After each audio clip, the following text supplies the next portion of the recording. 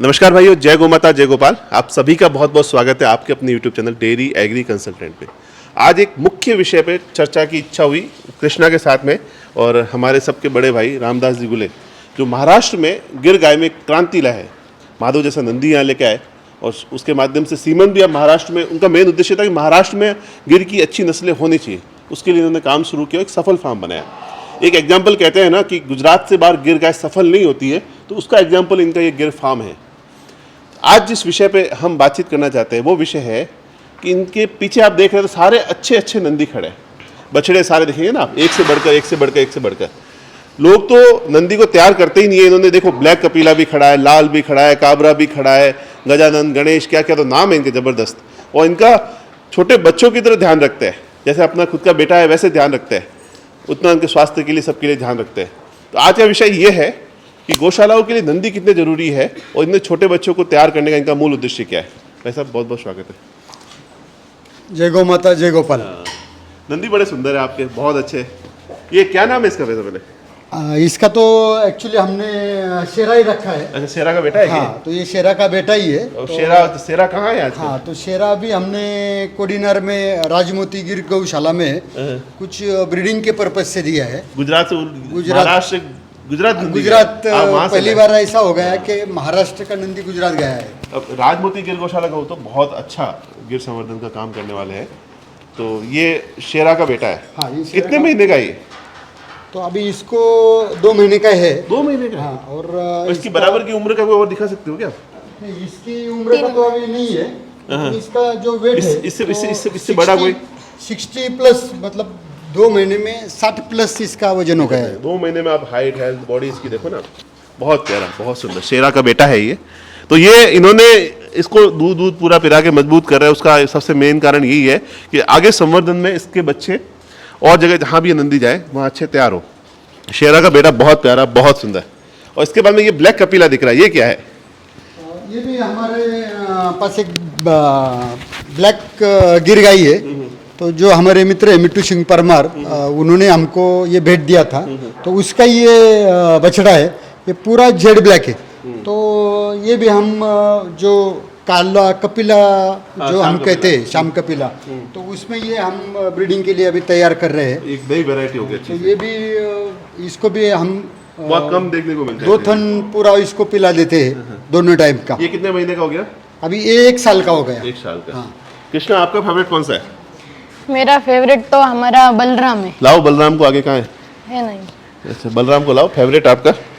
कृष्णा आने वाले हमारे समय की उम्मीद है। ये बलराम है, कृष्णा का फेवरेट है। देखिए आप, रूप रंग, इसका साइज वगैरह सब कुछ, स्ट्रक्चर वगैरह। और ये क्या है, इसका क्या नाम है? ये हमारी सीता की बछड़ी है। अच्छा। जो अभी सीता का भाई है, ये गजानन। अच्छा। हाँ, जैसे तो परिवार के सदस्यों वैसे नाम रखे हैं। आप आगे देखेंगे ना, बलराम के पास में ये बछड़ी है ना। हाँ, वो बलराम की बहन ही है। बहन ही है, दोनों भाई बहन एक जैसे है। और ये भाई बहन। और ये दोनों भाई बहन।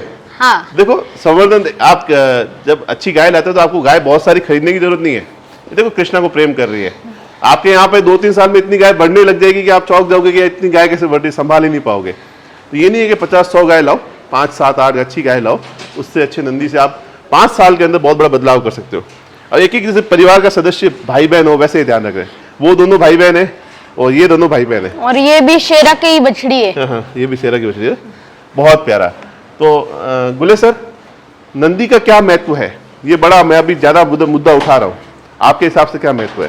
नहीं, अगर किसी गौशाला को आपको सस्टेन करना है तो आपको नंदी के ऊपर पहला ध्यान देना पड़ेगा। हम लोग बोलते हैं कि गाय दूध देती है, मतलब जो भी गौ पालक है या गौ सेवक है वो बोलते हैं कि गाय दूध देती है। लेकिन जहाँ तक हमने देखा है तो दूध तो नंदी का ही होता है। जिस नस्ल का नंदी हो या जिस पेडिग्री का नंदी हो, उस हिसाब से उसके बच्चे तैयार हो जाते हैं और उस हिसाब से वो हमको अगली जनरेशन है वो तैयार होती है। तो एक गौशाला में सबसे महत्व का नंदी ही होता है। तो हमको ज़्यादा ध्यान नंदी के ऊपर ही देना चाहिए। गाय भले थोड़ी दूध में कम ज़्यादा हो तो भी चलेगा, लेकिन एक नंदी हमको बेहतर क्वालिटी का, एक अच्छी क्वालिटी का और एक अच्छे सांस्कारिक नंदी होना चाहिए, जो एग्रेसिव ना हो, उसका रहन सहन जो भी है वो खासकर देखने लायक हो, तो ऐसा नंदी का संवर्धन ज़्यादा से ज़्यादा होना चाहिए। देखिए बहुत ज़बरदस्त। तो हमारे अभी क्या है कि पूना में एक अच्छा माहौल देख रहा हूँ। अभी यंग लड़का है, कितने किलोमीटर से आए आप? मैं यहाँ पर 2 किलोमीटर से आया हूँ। 2 किलोमीटर से। और आप भी गाय रखते हो? हाँ, मेरे पास भी 2-3 गिर गाय है। पृथ्वीराज नाम है? मेरा नाम पृथ्वीराज मासाड़ है। माशाल्लाह। कौन सी क्लास में पढ़ते हो आप? अब 9th में हूँ। 9th में। और ये गाय का भाव कैसे लगा भाई? इस समय तो कई और काम कर सकते हो आप। नहीं, 9th में मेरा दोस्त पहले से मतलब फर्स्ट ग्रेड से हम दोनों मित्र अच्छे। कृष्णा? हाँ, कृष्णा और मैं दोनों अच्छे मित्र हैं। तो तो हम ये दोनों साथ में गाय रहते हैं। का शौक आपने लगाया है कि आपने कैसे, क्या हुआ है? नहीं, दोनों को भी पहले से पहले शौक से था गाय शौक था, का। वाह। मैं बचपन से मेरे पास गाय है। ये गोपुत्रों की सेना है। देखो गौ माता के भक्त है। अब ये 9th में है। कृष्णा कौन सी क्लास में? 9th में ही है। 9th में। दोनों 9th के। और गाय का भाव देखो आप। तो यही जो युवा पीढ़ी में गौ माता के प्रति भाव जाग रहा है, इसीलिए हम लोग भी मेहनत करते हैं, जगह जगह जाके वीडियो के माध्यम से बताने की कोशिश करते हैं। अगर ये युवा सफलतापूर्वक कर सकते हैं तो और भी लोग जो पढ़े लिखे लोग हैं वो भी कर सकते हैं। उसके अलावा जो बुजुर्ग व्यक्ति रिटायर्ड हो गए तो वो भी 1-2 गायों की सेवा कर सकते हैं। जरूरी नहीं कि बड़े फार्म बनाओ। आपकी अगर बड़ी फैक्ट्री है तो उसमें एक गाय रखो। आपकी अगर दुकान है, जगह है पास में, तो एक गाय को रखो। जहाँ आपका कार्य क्षेत्र है वहाँ आसपास कोशिश करो कि एक गाय रखें। उससे आपके मन में और विचारों में और आपके प्रॉफिट में कितना बदलाव होता है आप समय अनुसार देखेंगे, फील करेंगे। एक बड़ी सुंदर गाय यहाँ पर आप कहाँ कोडिनार से लाए ना? हाँ, वो कोडिनार। सामने वाली बहुत प्यारी गाय। और अच्छा संवर्धन और उसके माध्यम से जो गाय तैयार करती है उसका एक बहुत बड़ा एग्जाम्पल है। वो एक मेरा फेवरेट कलर भी है। तो धीरे धीरे पूना की बड़ी बिल्डिंगों के बीच में इन्होंने अच्छा संवर्धन और सारा काम किया है। इसके अलावा आपका आगे का मानस नंदी के माध्यम से, गुले साहब, माधव को तो लेके आगे, और माधव के आने के बाद में जो आप बदलाव आप देख रहे हो, हाँ, वो भी बड़ा है क्योंकि नंदी की ताकत भी आपको मिल रही है। बिल्कुल। लोग भी अच्छे जुड़ रहे हैं, माहौल भी अच्छा बन रहा है, अच्छे भाव के लोग जुड़ गए। बिल्कुल। तो आगे का फ्यूचर प्लान क्या है आपका? नहीं, ज़्यादा से ज़्यादा लोगों को गौ सेवा के माध्यम से लोगों से जुड़े रहना है। और ज़्यादा से ज़्यादा हर घर गाय, मतलब हर घर गाय एक होनी ही चाहिए, और वो भी देसी गाय होनी चाहिए। तो भविष्य जब गाय रहेगी तो ही मतलब जमीन रहेगी तो ही प्रकृति रहेगी, और तो ही इंसान रहेगा।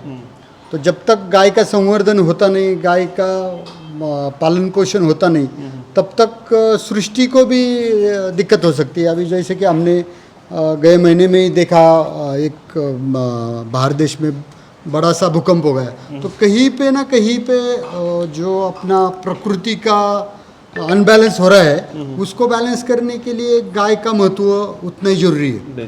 तो हर घर हर एक गाय, वो हमारी एक संकल्पना है।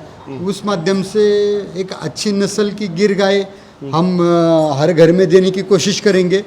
इसके लिए हम कुछ बछड़ियाँ भी तैयार कर रहे हैं, कुछ नंदी भी तैयार कर रहे हैं। तो गो संवर्धन के साथ साथ में गो पालन की भी हम लोगों को एक नई दिशा देने की कोशिश कर रहे हैं। तो दोस्तों, ये गुले साहब का एक बहुत अच्छा इनिशिएटिव, अच्छे नंदी को तैयार करना। और अच्छे नंदी महाराष्ट्र में यहीं से लोग चाहे तो लेके जा सकते हैं, तो उनकी देने की इच्छा हो तो अच्छे नंदी से आप संवर्धन कर सकते हैं। अब आगे से अभी वीडियो बनाते बनाते मेरे दिमाग में एक मानस में आया कि मैं अंत में एक सवाल जो अभी आज के समय में चल रहा है तो आपके लिए छोड़ूंगा, उसके बारे में आप कमेंट करके ज़रूर बताएं कि आपके मन में विचार क्या है। तो आज 2 विचार मेरे मन में आए। एक तो बीच में मैंने गुले साहब एक वीडियो देखा था, उसमें एक बड़े राजनेता या राजनेत्री को, तो वो कहती है कि भाई जो गाय का दूध है वो हमें बंद करना चाहिए, क्योंकि गाय के दूध के लिए लोग गायों को बहुत शोषण करते हैं। शोषण का मतलब है कि भाई गाय से बंधी रहती है, चीज़ें रहती है। तो हम तो उसके भी खिलाफ है कि दूध के लिए भैंस गाय को जैसे लोग रखते हैं वो नहीं करनी चाहिए। तो देशी गाय जो भी आदमी रखता है वो बड़े सेवा भाव से रखता है।